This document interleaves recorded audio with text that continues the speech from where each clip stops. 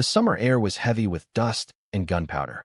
Along a battered road in Normandy in 1944, a group of weary German prisoners shuffled under guard toward a temporary holding area. They were gaunt from weeks of retreat, their uniforms stained and torn. As they passed a cluster of American soldiers at rest, the prisoners caught sight of something that seemed unreal. Men in olive-drab uniforms laughing, leaning against their jeeps, spoons in hand. Bowls of ice cream, cold, creamy, sweet, were being eaten in the middle of a battlefield. For the German soldiers, this was a moment of disbelief. Back home, their families queued for rationed bread and thin stews. Even on the front, German rations were dwindling. Hardtack, canned meat, and ersatz coffee were their reality. The idea that their enemies, fighting the same brutal war, could be supplied with luxuries like ice cream seemed like a cruel joke. One POW later admitted that it was at that moment he realized Germany could not win. If they could give their men ice cream here, he recalled, they had everything. The scene was not an isolated one. By 1943, the U.S. Army had developed portable refrigeration units and contracted with dairy suppliers to ensure soldiers had access to ice cream and other fresh foods. What began as a small-scale morale booster expanded into an industrial effort. By 1945, the Navy had even built a floating ice cream barge in the Pacific, capable of producing 10 gallons every 7 minutes. American troops might be thousands of miles from home, but their military machine carried not only ammunition and fuel, it carried comfort. For the German prisoners, already shaken by the overwhelming presence of trucks, jeeps, and endless convoys, the bowls of ice cream cut deeper than a simple treat. It was a symbol of abundance, of a society so rich in resources that it could indulge its soldiers while still overwhelming the enemy with weapons and supplies. Where the Reich's propaganda had promised superiority, reality delivered humiliation in a spoonful of sugar and cream. The prisoners exchanged glances, some scoffing in bitterness, others silent in awe.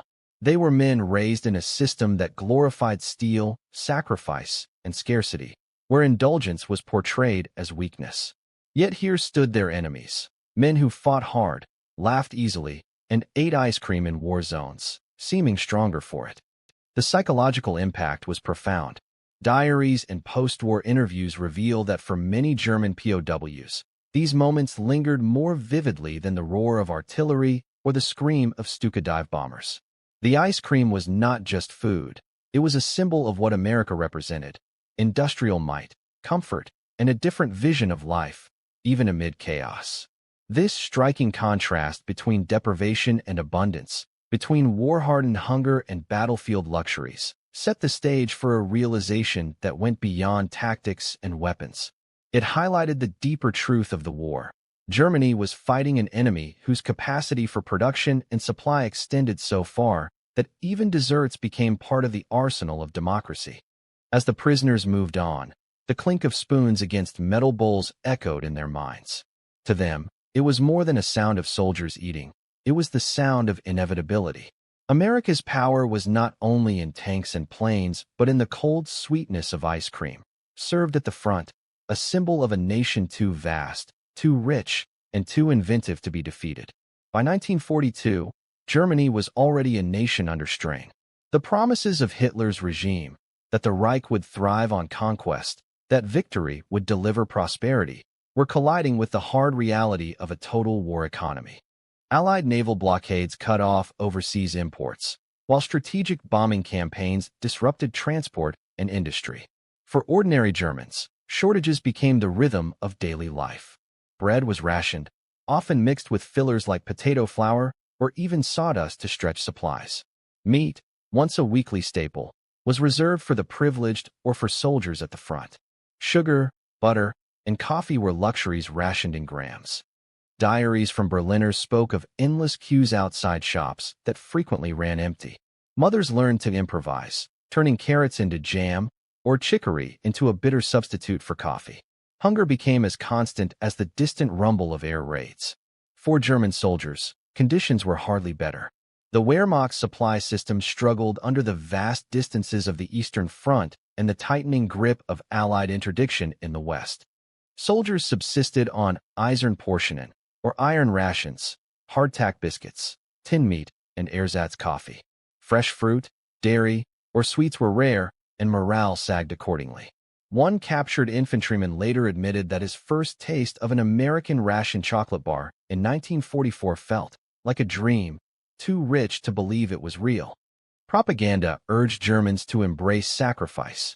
Posters showed cheerful housewives making do with little, slogans praising Gleichschaltung in consumption, uniting rich and poor under shared deprivation. Yet in private, resentment brewed. Letters intercepted by censors reveal fathers at the front pleading for food parcels from starving families at home, and mothers writing of children who had never seen an orange. The contrast with America could not have been sharper. While German families hoarded scraps, American soldiers were issued rations that included canned meat, vegetables, fruit, coffee, cigarettes, and even chewing gum. By 1943, the U.S. Army Quartermaster Corps was developing ways to deliver fresh milk and ice cream mix overseas, supported by an industrial base untouched by war on home soil. German prisoners, once captured, were stunned to discover American mess halls serving roast beef, potatoes, bread with butter, and sweet desserts, meals better than anything they had known since before the war. For German POWs, the memory of shortages at home colored every impression of American abundance. One prisoner recalled watching U.S. soldiers discard leftovers from their trays, food that would have been a week's worth of meals for a family in Hamburg. Another noted the indecent luxury of Americans receiving ice cream in the field, while his comrades at the front had celebrated merely finding a slice of bread still warm. This divide was more than physical, it was psychological. The Reich's ideology had promised victory through sacrifice, discipline, and strength of will. But as the war dragged on, sacrifice began to look less like noble duty and more like slow starvation. Meanwhile, America's ability to provide not only weapons and vehicles, but luxuries like ice cream reinforced the perception of an enemy whose resources were limitless. The shortages in Germany were not just hardships. They became symbols of the war's trajectory. Every ration card, every ersatz substitute, every empty shop window was a reminder that Germany was being strangled by a world it could not outproduce. Against this backdrop, the simple sight of Americans eating ice cream on the front lines captured Germans like a revelation. It was not merely food. It was proof of the imbalance that defined the war. Germany, stretched thin, rationed every crumb. America, surging forward, could afford to turn sugar and milk into frozen comfort on the battlefield. The divide was not just about calories, it was about destiny. While German citizens queued for scraps, the American home front seemed to exist in another world entirely. By 1942, the United States had become the workshop and breadbasket of the Allied cause. Its cities had not suffered a single bombing raid. Its farmland stretched across a continent, and its factories, powered by endless supplies of steel, coal, and oil, roared day and night. From Detroit's automobile plants to the dairies of Wisconsin, an entire nation mobilized not only to fight a war, but to sustain one in comfort. American agriculture surged to meet the needs of both civilians and the armed forces. Wheat, corn, and dairy production broke records year after year. Farmers, many aided by mechanization, filled trainloads of food destined for ports, then on to convoys bound for Europe and the Pacific. Unlike Germany, where labor shortages forced reliance on foreign workers and even prisoners, the U.S. Farm Belt had tractors, fuel, and manpower in abundance. The result was simple. No American soldier would fight on an empty stomach. Dairy, in particular, became a quiet weapon of war. Companies like Borden and Carnation partnered with the U.S. military to innovate, developing powdered milk, portable ice cream mixes, and field-ready dairy products. By 1943, ice cream had been officially added to military rations in various forms, and by 1945, the U.S. Navy commissioned a floating ice cream factory barge in the Pacific. It could produce 10 gallons every 7 minutes, enough to supply thousands of sailors with a taste of home in the midst of battle. The industrial effort behind such luxuries was staggering. The Quartermaster Corps oversaw massive refrigeration programs, equipping ships and forward bases with the ability to store perishable goods. Cold storage units were loaded onto Liberty ships, and refrigerated rail cars carried dairy across the United States. Even in forward zones, soldiers found themselves enjoying chilled desserts after long marches. To German eyes, accustomed to scarcity, this was nothing short of miraculous. Eyewitness accounts from German prisoners later revealed how surreal the contrast appeared. One soldier recalled his disbelief at seeing American troops in Italy casually spooning ice cream under a blazing sun, while his comrades had once fought over crusts of bread on the Eastern Front. Another, captured in France, remarked bitterly that our women at home had not tasted butter for years, and here the Americans had cream enough to freeze into toys. The cultural effect of this abundance cannot be overstated. Food was more than sustenance, it was morale. A bowl of ice cream, a bar of chocolate, or a fresh cup of coffee could remind soldiers of home, bolstering spirits far from their families. For commanders, it was also a weapon of psychology. Soldiers who fought well-fed and comforted could sustain longer campaigns, endure harsher conditions, and return to battle with higher morale. In contrast, Germany's agricultural system was collapsing. Allied bombing wrecked transport lines, and the Eastern Front consumed manpower that could no longer work the fields. Food imports from occupied territories diminished as resistance movements grew, and shortages turned into outright hunger in many cities. Where America added luxuries to the diet of its soldiers, Germany stripped essentials from its citizens. This divergence symbolized the broader war effort: America's vast, untouched resources versus Germany's increasingly desperate rationing. The ability of the United States to ship refrigeration units, milk powder, and ice cream mix across two oceans was a reflection of an industrial power operating on a scale beyond Axis imagination. In the end, ice cream on the front lines was not frivolous. It was proof that America's war machine could do more than produce tanks and planes. It could also deliver comfort. To German POWs, watching American soldiers savor frozen desserts in the chaos of war, the message was unmistakable. This was a nation whose resources were so vast, even its armies could fight while enjoying luxuries their own people had long forgotten. For the United States military, ice cream was more than a luxury. It was a deliberate weapon of morale. In a war fought across continents and oceans, far from home, commanders understood that victory depended not only on rifles and tanks, but also on the spirit of the men who carried them. Military psychologists observed that small comforts could have an outsized effect: a hot meal in a cold trench, a letter from home, or a bowl of ice cream after a grueling march. By 1943, ice cream was firmly embedded in the U.S. Army and Navy's efforts to sustain morale. The Quartermaster Corps oversaw the installation of portable refrigeration units, and ships were stocked with mixes designed to churn out frozen desserts in the middle of the Pacific. Reports even noted that when soldiers returned from exhausting patrols, a scoop of ice cream could transform their mood, reminding them of Main Street parlors and summer evenings before the war. It became, in the words of one general, a taste of America itself. For GIs, this mattered deeply. Many were farm boys from Iowa, factory workers from Ohio, or students from New York. They had been torn from the familiar and thrust into alien landscapes: the jungles of New Guinea, the deserts of North Africa, the shattered villages of France. In those moments, a frozen dessert was not trivial. It was a bridge back to a world of family gatherings, birthdays, and peacetime. Soldiers often remembered ice cream as one of the most comforting elements of their service. German POWs, however, viewed the phenomenon with disbelief. Captured soldiers in Italy and France were astonished to see their captors casually eating ice cream near the front. For men raised on propaganda about decadent democracies, the reality was jarring. "We thought them spoiled, unserious," one prisoner later recalled. "But when we saw their tanks, their planes, and still the ice cream, we realized they had more than we could ever imagine." What seemed absurd at first glance soon became a symbol of the vast gulf between Germany's scarcity and America's abundance. The psychological impact cut both ways. For Americans, ice cream was reassurance. It told them they could fight without surrendering their identity, without losing the small joys that defined life at home.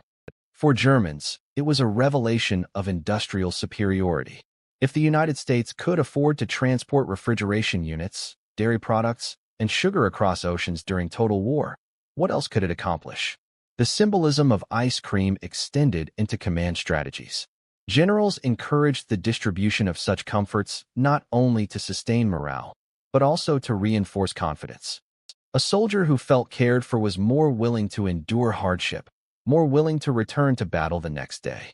Unlike Germany, where soldiers often marched hungry and dreamed of bread, American troops had the luxury of dreaming of ice cream, and sometimes receiving it. In the end, the bowl of ice cream represented something larger than itself. It was the taste of victory before victory was won, a reminder that the war would be fought on America's terms. And for the Germans who watched in shock, it was a silent message. You are not only outnumbered in men and machines, you are outsupplied, outfed, and outspirited. When German prisoners of war were shipped across the Atlantic, they expected harsh treatment, hunger, and humiliation. Instead, many were bewildered by what they found: clean barracks, organized routines, and, most shockingly, occasional bowls of ice cream served in the mess halls. For men who came from a nation where bread and potatoes were rationed to the gram, the sight of frozen desserts in captivity was disorienting. What had once been a fleeting moment of shock on the front lines now became a daily reminder of the gulf between German scarcity and American plenty. Memoirs and post-war testimonies capture the cultural shock vividly. Some prisoners recalled how, on their first day in a U.S. camp, they were stunned to see American guards eating ice cream openly in the canteen. Others described their disbelief when they themselves were handed small portions during summer meals. It was unthinkable, one former POW later remarked, that while our families in Germany searched for bread, we, as prisoners, were given ice cream. The psychological impact of these experiences ran deep. Many POWs admitted that they had once believed German propaganda portraying America as weak, decadent, and incapable of sacrifice. Yet their time in captivity challenged these assumptions. They saw American soldiers not only well-fed but also treated with a level of respect and care that contrasted sharply with the harsh discipline of the Wehrmacht. Comforts that German officers dismissed as unnecessary luxuries were, in the American system, tools of morale and symbols of strength. Beyond the dessert itself, POWs were struck by the broader abundance. Newspapers, books, music, and decent food were available in many camps, in line with the Geneva Convention, and often exceeding it. For young German soldiers, this exposure was transformative. Some admitted that, for the first time, they began to question whether the Nazi vision of superiority could ever compete with the realities of American life. The comparison with home was unavoidable. Letters that slipped past censors were filled with coded hints about American abundance. POWs wrote carefully, but families in Germany understood when their sons spoke of plenty and strange luxuries.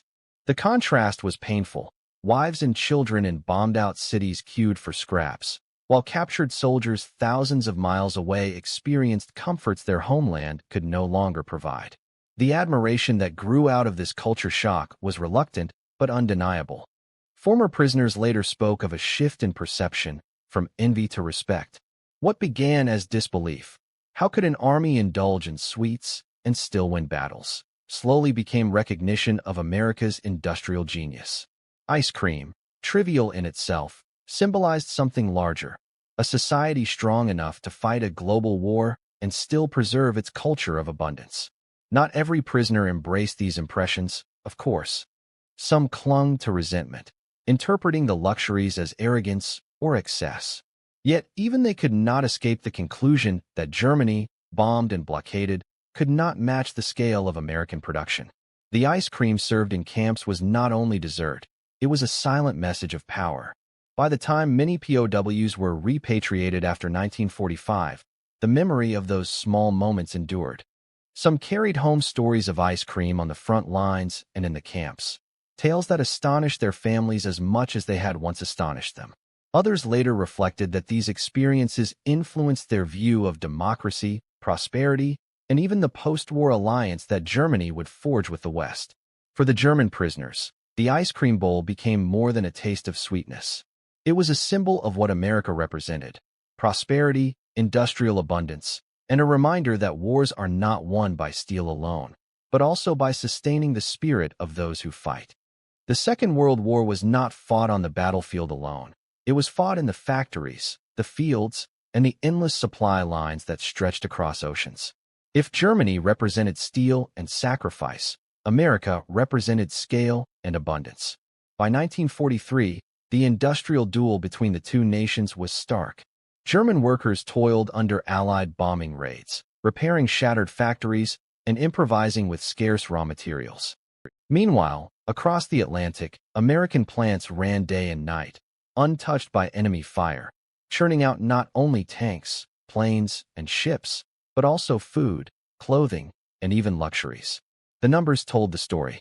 Ford's Willow Run plant in Michigan produced one B-24 Liberator every 63 minutes at its peak. General Motors converted assembly lines to build trucks and tanks while still manufacturing parts for refrigeration units used by the military.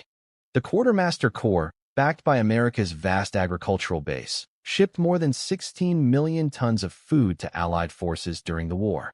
By 1945, U.S. industry had produced over 2.5 billion individual rations, each carefully packed to feed soldiers on every front. In this system of abundance, ice cream found its place. The Navy alone invested heavily in refrigeration technology, commissioning a floating ice cream barge in 1945 capable of producing 10 gallons every 7 minutes. Companies like Borden and Carnation adapted dairy production for the military, creating powdered mixes that could be shipped overseas and reconstituted in the field. What seemed to German POWs like frivolous indulgence was, in reality, the result of a massive logistical machine designed not only to fight, but to sustain. The contrast was brutal. German civilians at home queued for bread and ersatz coffee. Soldiers on the Eastern Front survived on thin soups and black bread, often supplemented with horse meat or whatever they could scavenge. Allied bombing campaigns against the Ruhr Valley and Hamburg crippled food transportation and storage. Even the Wehrmacht's vaunted panzer divisions suffered chronic shortages, at times immobilized not by enemy fire, but by lack of fuel and supplies. German prisoners later admitted that the sight of American troops eating ice cream or chocolate bars on the battlefield was psychologically crushing. It was not just about food, it was about what that food represented. One former POW recalled that in captivity, when he saw U.S. guards eating ice cream, he realized, if they can give their soldiers this during war, how could we ever hope to win? The abundance symbolized something greater, the industrial strength of a nation that could fight a global war on multiple fronts and still have the capacity to produce luxuries. This production miracle was no accident. The U.S. government had mobilized industry through the War Production Board, turning consumer companies into war machines. General Motors, Ford, and Chrysler built tanks and planes. Hershey produced millions of high-calorie chocolate rations.